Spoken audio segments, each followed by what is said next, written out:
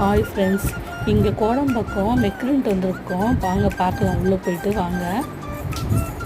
சூப்பராக இருக்குது ஃப்ரெண்டு. இங்கே மெக்ரண்ட்டில் எல்லாமே இருக்குது ஃப்ரெண்ட்ஸ். லாலிபப்பு, ரஸ்க்கு, ரோல் பன்னு எல்லாமே இருக்குது. முறுக்கு, மிக்சர் எல்லாமே இருக்குது.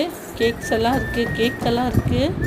செம்மையாக இருக்குது ஃப்ரெண்டு. வாங்க பார்க்கலாம். செம்மையாக இருக்குது, எல்லாமே வாங்கலாம்.